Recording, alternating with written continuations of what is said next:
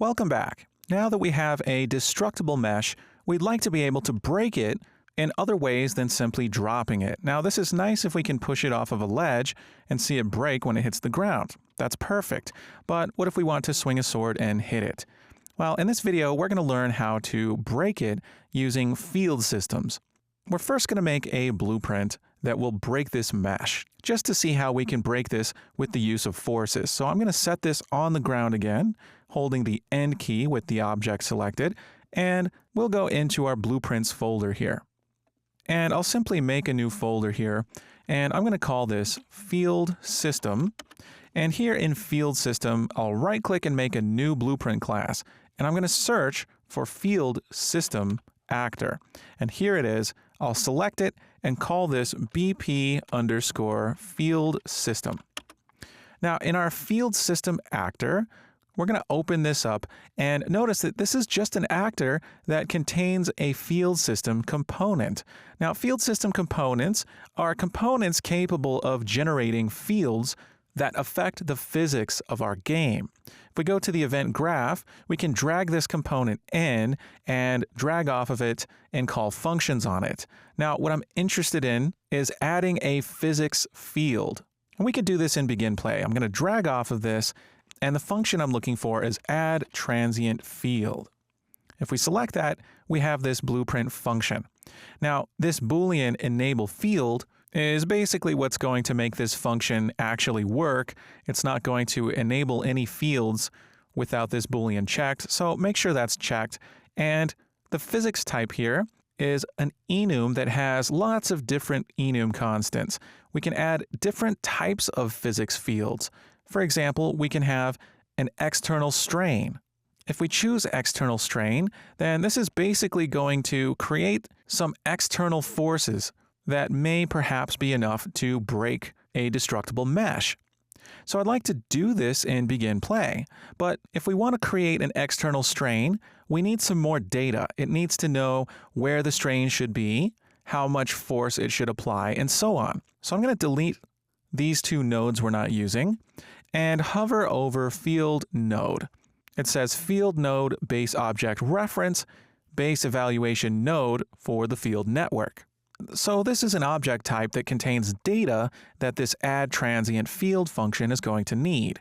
Now, for an external strain, I'd like to have a force starting at a location with a radial fall off. That just means that the farther we get from that central location of the force, there's a fall off.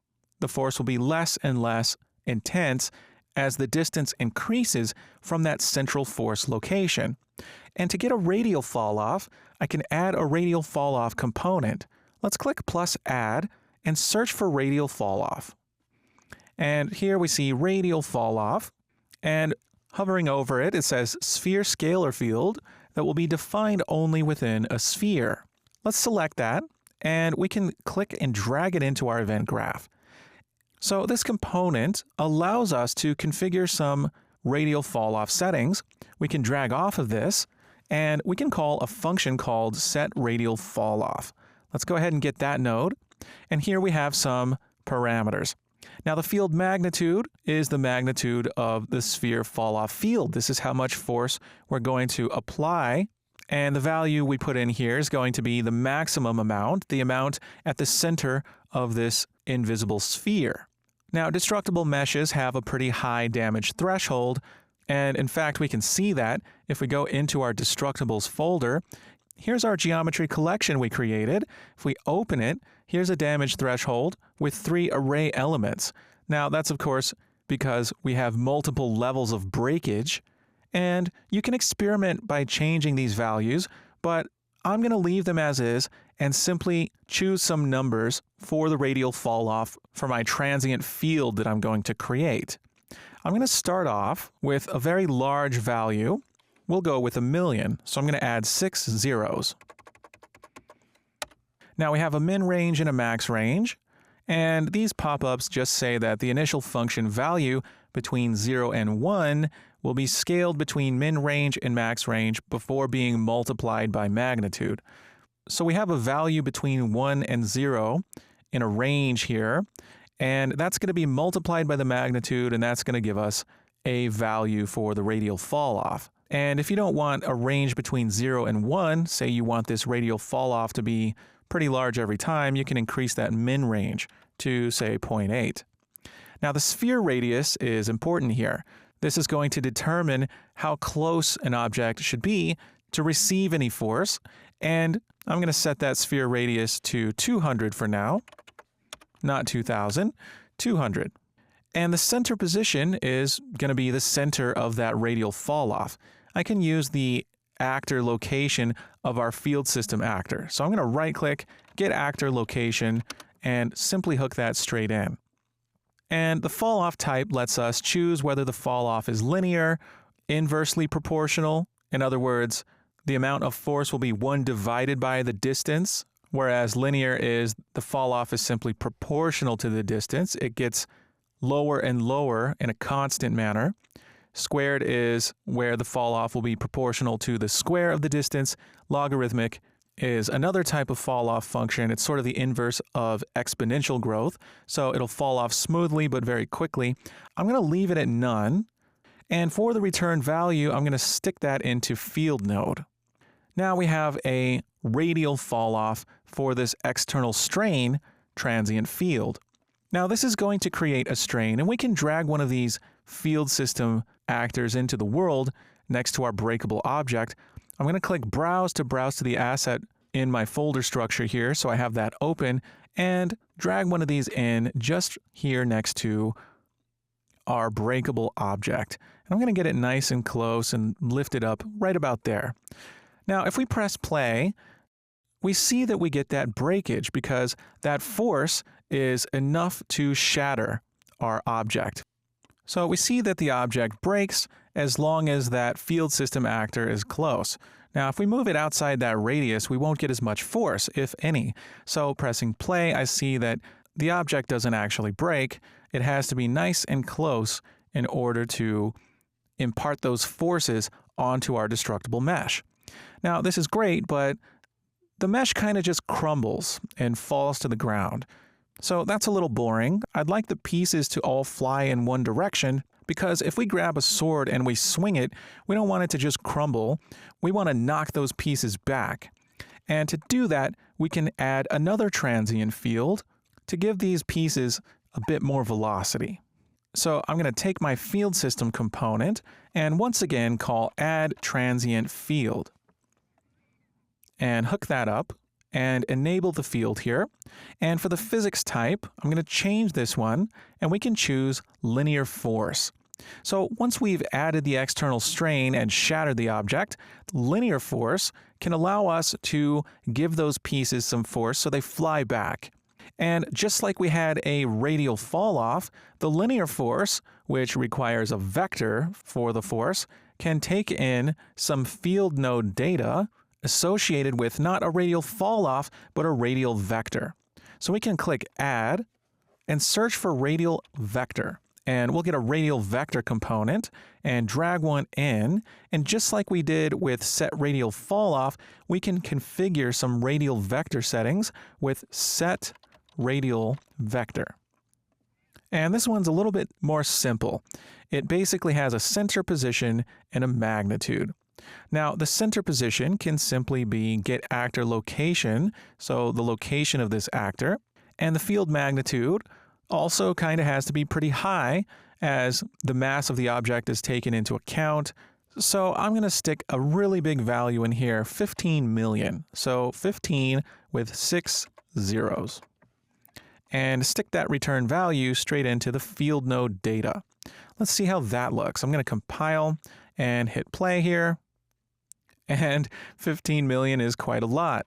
So these are some parameters we can experiment with.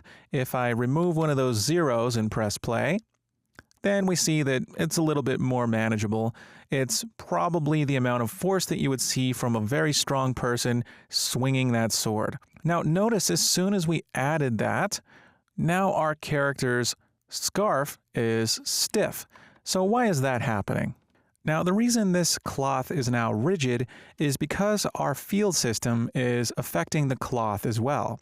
But notice that this add transient field function has a metadata input, and its type is field system metadata object reference.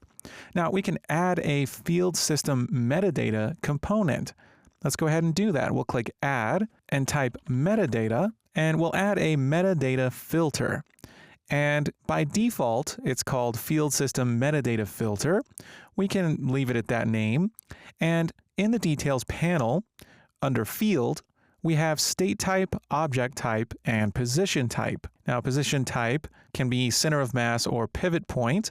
Those aren't really all that important. What's important is the state type and object type.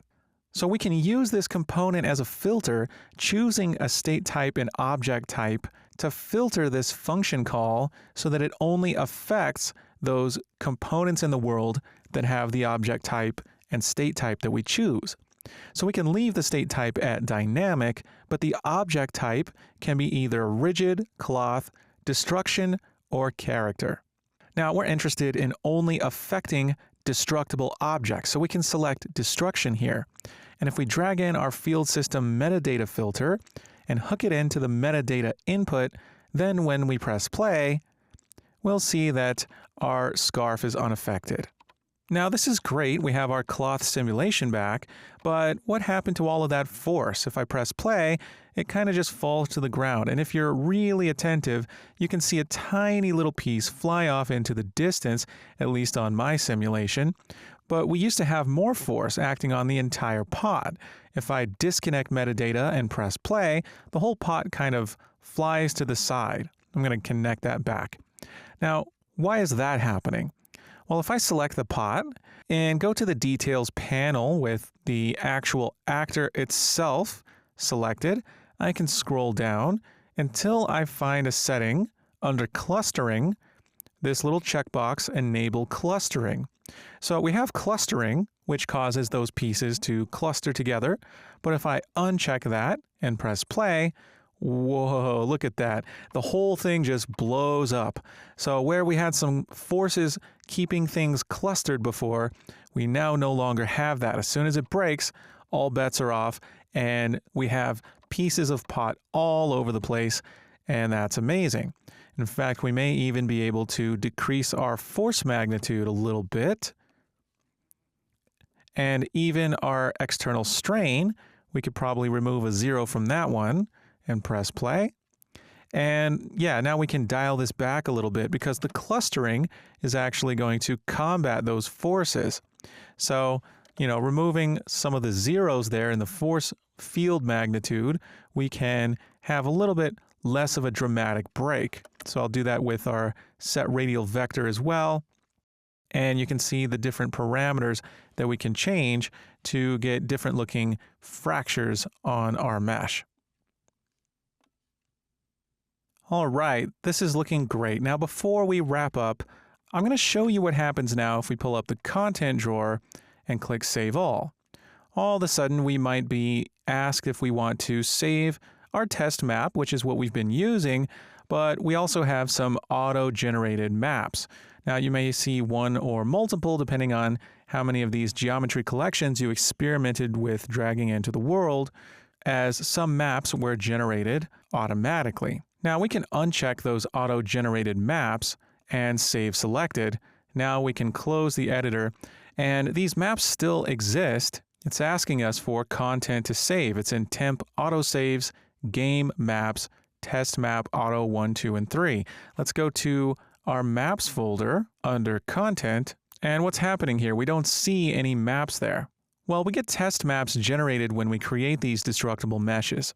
But we can simply close out of the editor without any of those checked, click Save Selected, and now if we bring our project back up, then we still have everything here. If I press play, we still get the fracturing. We can close without needing to save those auto-generated test maps.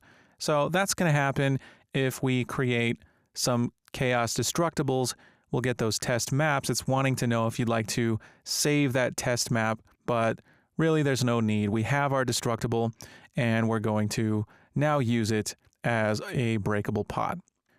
Great job. I'll see you in the next video.